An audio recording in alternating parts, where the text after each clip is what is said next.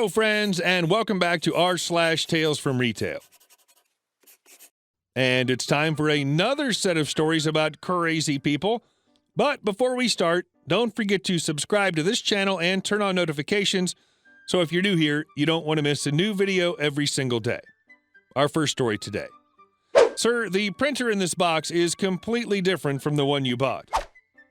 Here's another fun story from a certain wholesale club that I work at. So recently I got promoted from supervisor to manager, yay! And part of what I handle now is asset protection. And just last week I had a fun customer come in with a problem. I get called up to the customer service desk where returns are handled and see three guys, one much taller and louder than the rest, at the counter with a large brother printer open on the counter. Me is me and loud angry man is Lamb. Me. Hey guys, how can I help you? Lamb. I bought this printer from you guys 2 days ago, and it had completely different printer inside. Well, that is odd. Let me take a look. I open the box and see inside is another brother printer, but it's from 2010, and this one has dust all over it, and the seals and tape all over it were hardly sticking to it. It looked like they were placed from one printer to another. Also note here, we are dealing with a $200+ printer. Well, this is definitely strange. It would be very unlikely that brother would have this mispackaged like this. I don't know how it happened. Maybe another customer came in and swapped them out in the box and left. Okay, well, give me a few minutes to check things out. I'll be right back. So at this point, my ops manager is already with me and heard most everything, so we contact our GM, who wasn't in today, to get his opinion. We checked the boxes on the floor. All printers inside were normal. Our display printer was fine, and cameras showed that he came in and bought one off the floor where we had them displayed. Our GM said the return shouldn't be done, but if he's persistent, we could offer him store credit. So we prepare ourselves for a battle. Me. We talk to our GM, we check the printers on the floor, etc., but we can't accept this printer as a return. It's not the same printer. It's clearly been used. It may be best to contact brother and see if there's anything they can do. What? No, you guys are ripping me off first and now accusing me of bringing back a different printer? If you don't return this, or at least let me exchange it for the right one, I'm going to call the cops to settle this. During this entire exchange, he's making a huge scene, talking really loudly, and pretty much all eyes are on us. I had the okay to let him exchange or give store credit, but threatening with the police? Nope. Sorry, there's nothing we can do. I really wouldn't waste the police's time, as there's not anything they can do to help. No, you guys are thieves. You're ripping me off. I'm calling the police right now. So he whips out his phone. Yes, I'm at the wholesale club trying to return a product I bought with the wrong item in it. They're refusing to take it back. Yes. He then gives them our address. At this point, we were already walking away and didn't hear the rest of the phone call. I couldn't tell if he actually called or was just trying to bluff us, but I had a feeling he was crazy enough to do it. So I'm in my office and see that they take their printer and go outside, and sure enough, two cops stroll in a bit later. They ask if we know where the person was that called them, but apparently they had taken off before the police arrived. How convenient. I apologize to the officers for the guy wasting their time, because even if the guy stayed, there wasn't anything they would do except tell the person not to call the police for something like that again. I explained what happened, though, and they got a good chuckle out of it, as he was clearly trying to rip us off. They said it isn't too uncommon for someone to threaten calling the police as a last resort to get their way, but they usually don't actually do it. They did say that they would check the area to see if they find anyone matching their description, though, and then I gave my information so they could follow up if anything came of it. And our next story. Hard to get away with stealing easily recognizable items. Years ago, I used to work at a game store. We didn't have many hours for employees, so I was on my own during a weekday morning. I just finished restocking items, including a very memorable game-branded controller. Young man walks in, and I do the usual greeting. He seems pretty cool, just looking on his own. About 5 minutes later, another young guy comes in and has a question about a demo unit we have. Thinking nothing of it, I happily explain how the demo unit works, but suddenly I hear a noise over by the controllers we had in stock for systems. The store had a magnetic peg lock thing that sort of worked to deter theft, but some people don't see it and just try to take a controller off to buy it.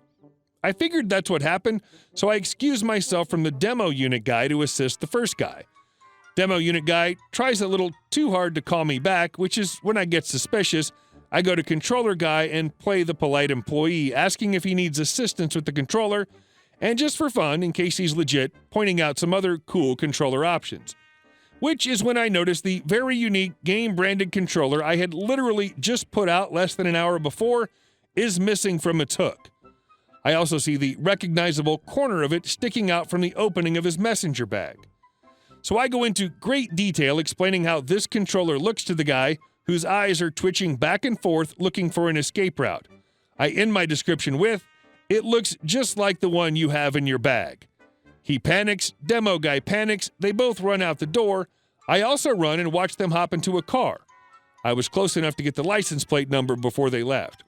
I reported this to the police and my district manager. District manager spread it to other stores in the area, and sure enough, a few hours later, the idiots tried to trade the controllers they stole. The police got them, and I got my controllers back to a different store. That particular store location made me lose a lot of trust in people, from various other thefts as well, but man, did it feel good to nail those guys. And our next story. Oh, they're together. Met a crazy lady today. I will be C, cashier, and crazy lady will be L. L walks up to the counter. She was at least 500 pounds in a mobility scooter. She had way too much makeup on, and it also come in right at closing, but we couldn't make her leave because she did come in before we closed. "How are you today? Would you like paper or plastic?" Lady doesn't answer the question, just begins unloading her groceries onto the conveyor.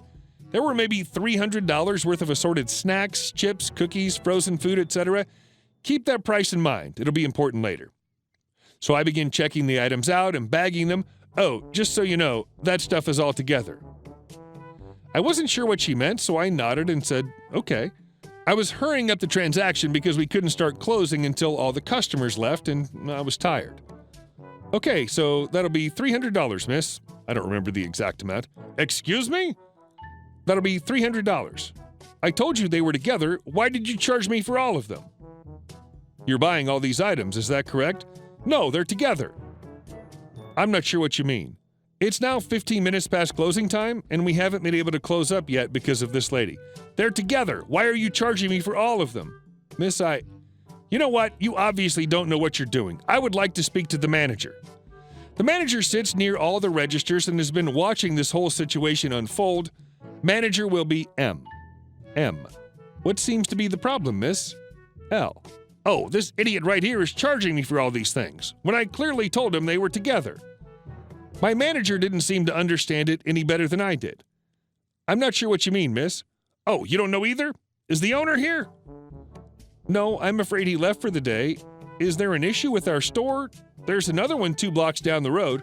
All the stores are closed now." My manager's getting visibly pissed. It's 25 minutes after closing and the lady's still here. "Ma'am, I'm going to have to ask you to leave." "Excuse me? You need to leave right now." "But what about my food?" "I'll put it back." "I'm not leaving without my food. I only have 1 box of Hot Pockets left at home." I almost snorted when she said that. "Our employees are tired and they want to go home. We cannot close until you leave. Either pay for your food or go away." "Fine, I'm staying right here until you get it through the thick skull of yours that all this food is together." "All right, I'm calling the police." "You won't." My manager takes out his phone, dials 911 right then and there, and the lady, obviously seeing that he wasn't bluffing, started stuffing food into the basket of the scooter and running for the door. Thankfully, the door's automatic sensors were broken at the time, and she crashed right into the door, shattering the glass and breaking her scooter. "What the hell? You're going to pay for the scooter repairs." "Go ahead, miss. There's security footage showing it was you who broke it. The police are on their way now." It's been a few weeks now, and she never tried to sue. We did, however, and she's now going to have to pay for the door and her scooter. I also got a raise for dealing with this, so there is a bright side. And our last story. The laptop I stole. I used to work in a tech store. Generally, we would just sell computers, phones, and accessories, but we also offered a repair service.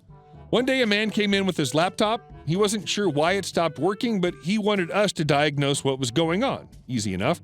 From a quick glance, it seemed to be either the operating system or the hard drive. I tell him I can take the laptop into the back and have one of my colleagues work on it to discover what it was and repair the issue.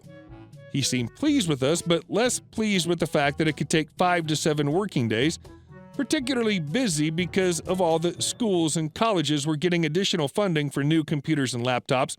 A lot of them were coming in, taking up loads of our time. Nevertheless, he agreed and signed the paperwork necessary for us to accept his laptop into the back. He left with the laptop. I tried to stop him, but as he was so busy, I wasn't able to get to him in time. I then immediately tried to phone him on the mobile number he provided. The number didn't work. I then sent an email, the only other type of contact he'd given us. Fast forward a week with no reply and no contact from him, and he returned to the store, no laptop in hand. He then began demanding to know where his laptop was, and when I explained we didn't have the laptop because he didn't leave it with us, he started screaming at us because we had stolen his laptop. He even called the police. My manager and I were quite happy to stand there smirking at him while waiting for them to arrive. When they did arrive, we simply showed them the footage from last week of him walking out with his laptop. He then started screaming at us again for framing him, and he was then promptly frog-marched out of the store by police. On our system tickets for repairs, they can only be closed once you have a confirmation signature from the customer. Thus, we never got his closing signature. To this day, that ticket is still open in the store. That was 5 years ago. 100 years later, the elder technicians still spin the well-worn tale of the ticket that would never tie. Hey guys, thank you all for watching the video to the end, and I'll see you in the next one.